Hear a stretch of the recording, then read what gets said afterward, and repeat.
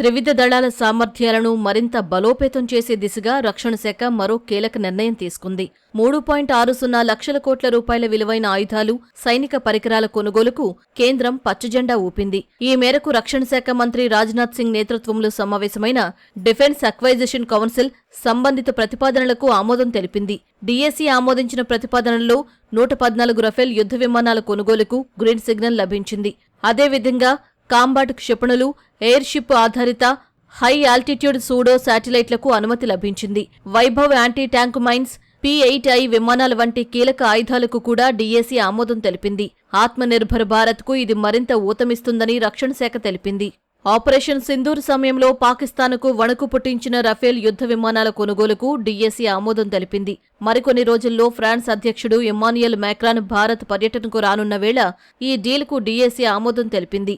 Make in ఇండియాలో భాగంగా Rafale విమానాలను భారత్లోనే తయారు చేసే విధంగా కేంద్రం ప్రయత్నాలు చేస్తోంది.